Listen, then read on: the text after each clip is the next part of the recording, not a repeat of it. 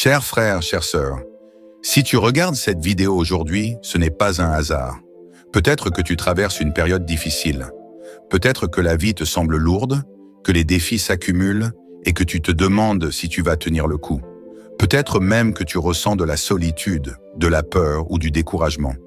Mais laisse-moi te dire une chose essentielle. Tu n'es pas seul. Peu importe la situation que tu vis en ce moment, sache que Dieu est avec toi. Il voit tes larmes, il entend tes prières et il connaît les combats que tu mènes en silence. Ce n'est pas la fin de l'histoire. Dieu a un plan pour ta vie, un avenir d'espoir et de bénédiction. Il ne t'a jamais abandonné et il ne le fera jamais. Aujourd'hui, nous parlerons de la persévérance dans l'adversité. Alors, si ce message touche ton cœur, je t'invite à t'abonner à la Voix de Dieu pour recevoir des paroles d'encouragement, des messages inspirants et des témoignages qui vont renforcer ta foi. N'oublie pas d'activer la cloche de notification pour ne rien manquer. Partie 1. L'adversité fait partie de la vie. Personne n'est épargné par les épreuves. La Bible nous le dit clairement dans Job 5,7. L'homme naît pour souffrir comme l'étincelle pour voler. Même les plus grands hommes et femmes de foi ont traversé des moments difficiles. Pensons à Joseph, vendu par ses frères et jeté en prison. Pensons à David, pourchassé par Saül alors qu'il était pourtant choisi par Dieu. Pensons à Paul, qui a enduré des naufrages, des persécutions et des emprisonnements. Ces géants de la foi n'ont pas été épargnés par l'adversité, mais ils ont appris à la surmonter avec l'aide de Dieu. L'adversité a un but. Dieu ne permet pas les épreuves sans raison. Chaque défi que tu traverses a un but. Dans Romains 8,28, il est écrit « Nous savons du reste que toutes choses concourent au bien de ceux qui aiment Dieu. » Cela signifie que même les situations les plus difficiles peuvent être utilisées par Dieu pour ton bien. L'adversité peut te façonner, t'enseigner des leçons précieuses et te préparer pour le plan que Dieu a pour ta vie. Prenons l'exemple de l'or. Pour qu'il devienne pur, il doit passer par le feu. De la même manière, Dieu utilise les épreuves pour purifier ton caractère, renforcer ta foi et te rendre plus résilient. Comme le dit 1 Pierre 1, 7, « Afin que l'épreuve de votre foi, plus précieuse que l'or périssable, qui cependant est éprouvé par le feu, ait pour résultat la louange, la gloire et l'honneur, lorsque Jésus-Christ apparaîtra. » L'adversité révèle ta dépendance à Dieu. Quand tout va bien, il est facile de compter sur nos propres forces. Mais quand les tempêtes surviennent, nous réalisons à quel point nous avons besoin de Dieu. L'adversité nous rappelle que nous ne sommes pas en contrôle, mais que Dieu, lui, l'est. Dans 2 Corinthiens 12,9, Dieu dit à Paul, « Ma grâce te suffit, car ma puissance s'accomplit dans la faiblesse. » C'est dans nos moments de faiblesse que la puissance de Dieu se manifeste le plus clairement. Alors, au lieu de voir l'adversité comme une malédiction, vois-la comme une opportunité de t'approcher de Dieu, de lui faire confiance et de l'expérimenter d'une manière nouvelle. Comme le dit Psaume 34, 19, « Le malheur atteint souvent le juste, mais l'Éternel l'en délivre toujours. » L'adversité prépare ta victoire. Chaque épreuve que tu traverses est une étape vers ta victoire. La Bible est remplie d'exemples de personnes qui ont triomphé après avoir traversé des moments difficiles. Joseph est devenu le 2e homme le plus puissant d'Égypte après avoir été vendu et emprisonné. David est devenu roi après avoir fui pour sa vie, et Jésus lui-même a enduré la croix avant de ressusciter dans la gloire. Dans Hébreux 12,2, il est écrit « Ayant les regards sur Jésus, le chef et le consommateur de la foi, qui en vue de la joie qui lui était réservée, a souffert la croix, méprisé l'ignominie, et s'est assis à la droite du trône de Dieu. » Jésus a enduré la souffrance en vue de la joie qui l'attendait. De la même manière, tes épreuves préparent une victoire, une joie et une gloire que tu ne peux pas encore imaginer. L'adversité est temporaire. Enfin, rappelle-toi que l'adversité ne dure pas éternellement. Dans Psaume 30, 6, il est écrit « Le soir arrivent les pleurs, et le matin, l'allégresse. » Les épreuves que tu traverses aujourd'hui ne définissent pas ton avenir. Elles sont temporaires, mais les promesses de Dieu sont éternelles. Comme le dit 2 Corinthiens 4,17, « Car nos légères afflictions du moment présent produisent pour nous, au-delà de toute mesure, un poids éternel de gloire. » Alors ne perds pas courage. Ce que tu traverses aujourd'hui est une préparation pour ce que Dieu a en réserve pour toi demain. L'adversité fait partie de la vie, mais elle ne sera pas la fin de ton histoire. Alors comment faire face à l'adversité? Comment persévérer quand tout semble s'écrouler? C'est ce que nous allons voir dans la prochaine partie. Mais avant cela, rappelle-toi, tu n'es pas seul. Dieu est avec toi et il a un plan pour ta vie. Partie 2. La persévérance produit la force. Dans la première partie, nous avons vu que l'adversité fait partie de la vie. Mais maintenant, je veux te parler d'une vérité puissante. La persévérance produit la force. Quand tu choisis de persévérer, même dans les moments les plus difficiles, tu développes une résilience, une foi inébranlable et une force intérieure qui te permettront de surmonter tous les obstacles. La persévérance est un choix. La persévérance, ce n'est pas quelque chose qui nous tombe dessus par hasard. C'est un choix que nous faisons chaque jour. Dans Jacques 1,12, il est écrit « Heureux l'homme qui supporte patiemment la tentation, car après avoir été éprouvé, il recevra la couronne de vie que le Seigneur a promise à ceux qui l'aiment. » Persévérer, c'est choisir de tenir bon, même quand tout semble perdu. C'est choisir de croire que Dieu est fidèle, même quand tu ne vois pas encore la lumière au bout du tunnel. Pense à Daniel dans la fosse aux lions. Il a choisi de persévérer dans sa foi, même au risque de sa vie. Et à cause de sa persévérance, Dieu l'a miraculeusement délivré. Ta persévérance, aujourd'hui, peut aussi ouvrir la porte à des miracles dans ta vie. La persévérance façonne ton caractère. La Bible nous dit dans Romains 5, 3 à 4, « Bien plus, nous nous glorifions même des afflictions, sachant que l'affliction produit la persévérance la victoire dans l'épreuve, et cette victoire, l'espérance. » Chaque épreuve que tu traverses est une opportunité de grandir. La persévérance te rend plus patient, plus humble et plus fort. Elle te prépare pour les bénédictions que Dieu a en réserve pour toi. Prenons l'exemple d'un athlète. Avant de remporter une médaille, il s'entraîne pendant des heures, des jours, des années. Chaque effort, chaque goutte de sueur contribue à sa victoire.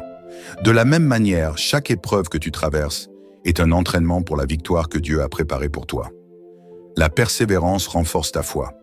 Quand tu persévères dans l'adversité, ta foi grandit. Chaque fois que tu vois Dieu agir dans ta vie, même dans les petites choses, ta confiance en lui se renforce. Dans 1 Pierre 1er, il est écrit « Afin que l'épreuve de votre foi, plus précieuse que l'or périssable, qui cependant est éprouvé par le feu, ait pour résultat la louange, la gloire et l'honneur lorsque Jésus-Christ apparaîtra. » Ta foi, testée par le feu de l'adversité, devient plus pure, plus forte et plus précieuse. Pense à Abraham. Il a persévéré dans sa foi pendant des années, attendant la promesse de Dieu. Et à cause de sa persévérance, il est devenu le père de nombreuses nations. Ta persévérance aujourd'hui peut aussi conduire à des bénédictions qui dépassent ton imagination. La persévérance ouvre la porte aux miracles. Quand tu persévères, tu démontres à Dieu que tu lui fais confiance, même dans les moments difficiles. Et souvent, c'est dans ces moments que les miracles se produisent. Dans Matthieu 15, 28, Jésus dit à la femme cananéenne, « Femme, ta foi est grande, qu'il te soit fait comme tu veux. » Cette femme a persévéré dans sa demande, malgré les obstacles, et elle avait été récompensée par un miracle. De la même manière, quand tu persévères dans la prière, dans l'espérance, et dans la foi, tu ouvres la porte à l'intervention de Dieu dans ta vie. Ne baisse pas les bras, car ton miracle est peut-être à un pas de toi. La persévérance mène à la victoire. Enfin, rappelle-toi que la persévérance mène toujours à la victoire. Dans Galates 6, 9, il est écrit « Ne nous lassons pas de faire le bien, car nous moissonnerons au temps convenable, si nous ne nous relâchons pas. » Chaque pas que tu fais dans la persévérance te rapproche de la moisson que Dieu a préparée pour toi. Pense à la course d'un marathon. Les derniers kilomètres sont souvent les plus difficiles, mais c'est là que la victoire est à portée de main. De la même manière, même si tu es fatigué, même si tu as envie d'abandonner, continue à avancer. Ta victoire est proche. Mais comment faire pour persévérer quand tout semble s'écrouler? Comment trouver la force de continuer? C'est ce que nous allons voir dans la prochaine partie. Mais avant cela, rappelle-toi, chaque pas que tu fais dans la persévérance te rend plus fort et te rapproche de la victoire. Partie 3. Dieu est ton soutien. Cher ami, si tu te sens seul, abandonné ou écrasé par le poids de l'adversité, je veux te rappeler une vérité qui peut transformer ta situation. Dieu est ton soutien. Il est ton rocher, ton refuge et ta force. Tu n'es pas seul dans cette bataille. Dieu est avec toi et il est plus grand que tout ce que tu traverses. Dieu est ton refuge. Dans Psaume 46, 2, il est écrit « Dieu est pour nous un refuge et un appui, un secours qui ne manque jamais dans la détresse. » Quand tout semble s'écrouler autour de toi, Dieu est ton lieu de sécurité. Il est comme une forteresse inébranlable où tu peux te retirer pour trouver la paix et la protection. Pense à David, qui a traversé des moments terribles, pourchassé par Saül, trahi par ses amis et confronté à des ennemis puissants. Pourtant, il a toujours trouvé refuge en Dieu. Dans Psaume 18, il déclare « Je m'écrie, loué soit l'Éternel, et je suis délivré de mes ennemis. » De la même manière, Dieu veut être ton refuge aujourd'hui. Tu n'as pas à affronter tes épreuves seul. Tourne-toi vers lui et il te protégera. Dieu est ta force. Quand tu te sens faible, rappelle-toi que Dieu est ta force.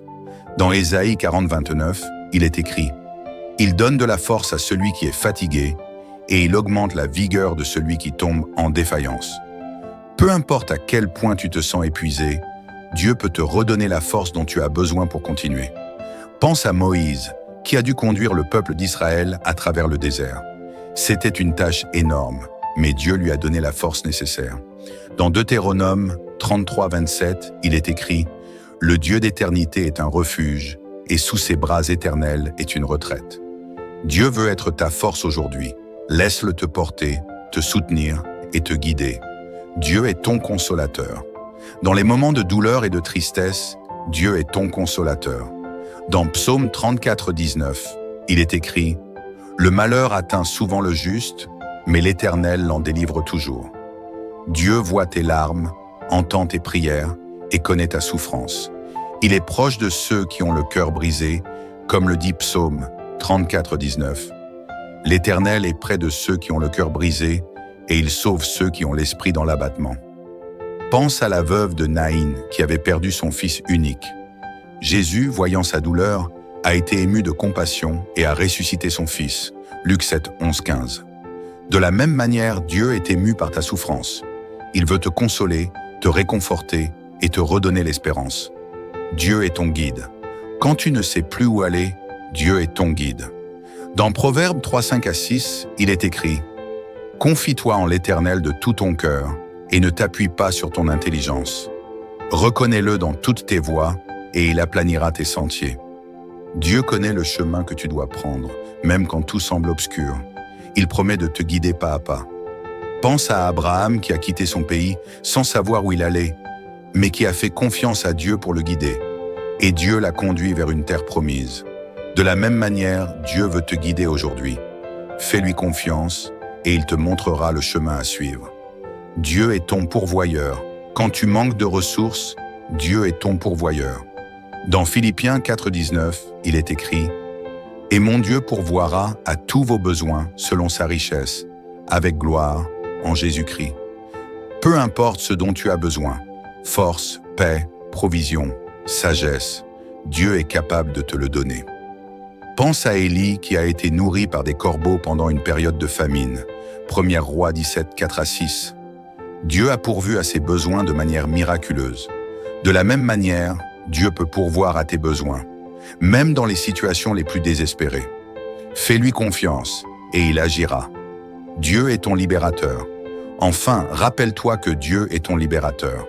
Dans Psaume 34, 18, il est écrit « L'Éternel est près de ceux qui ont le cœur brisé et il sauve ceux qui ont l'esprit dans l'abattement. » Peu importe ce que tu traverses, Dieu a le pouvoir de te délivrer. Il est spécialisé dans les situations impossibles. Pense à Paul et Silas, emprisonnés et enchaînés. Malgré leur situation désespérée, ils ont choisi de louer Dieu. Et à cause de leur foi, Dieu a envoyé un tremblement de terre pour les libérer.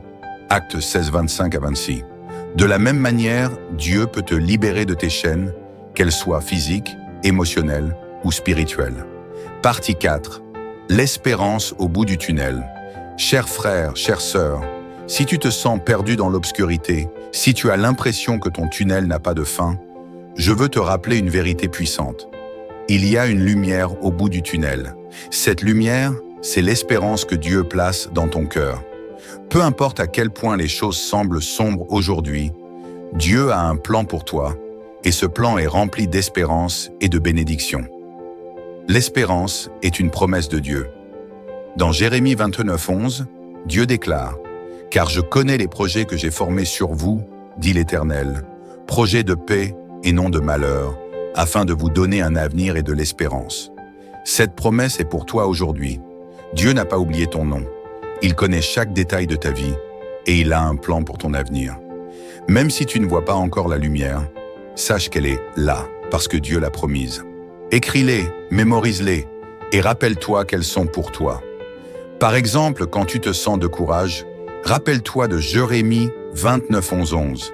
« Car je connais les projets que j'ai formés sur vous, dit l'Éternel, projets de paix et non de malheur, afin de vous donner un avenir et de l'espérance. » Ces promesses sont comme une encre pour ton âme. Hébreux 6:19. Prie avec persévérance. La prière est un moyen puissant pour cultiver l'espérance.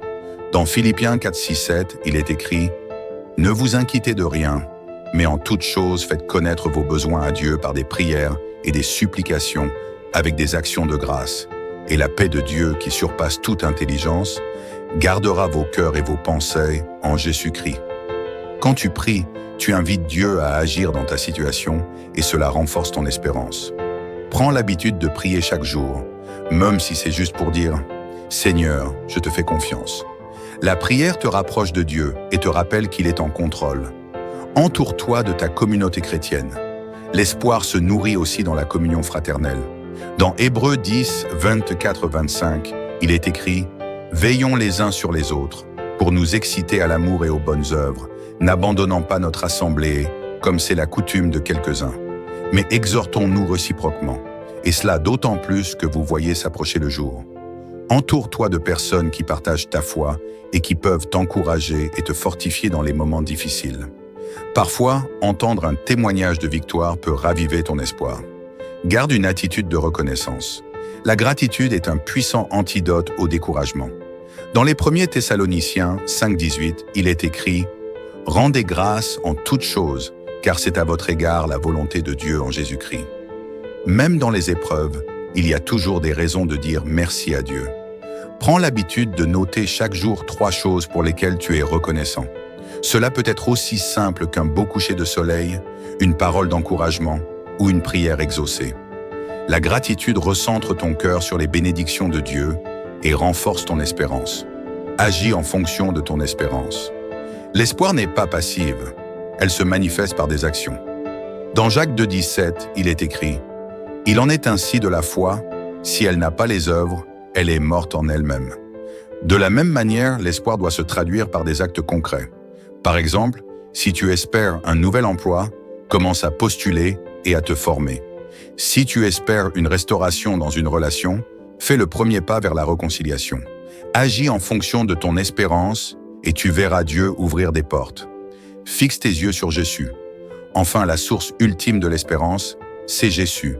Dans Hébreux 12:2, il est écrit « Ayant les regards sur Jésus, le chef et le consommateur de la foi, qui en vue de la joie qui lui était réservée, a souffert la croix, méprisé l'ignominie, et s'est assis à la droite du trône de Dieu. » Jésus est l'exemple parfait de quelqu'un qui a gardé l'espérance malgré la souffrance. Quand tu fixes tes yeux sur lui, tu réalises que ton épreuve n'est pas la fin de l'histoire.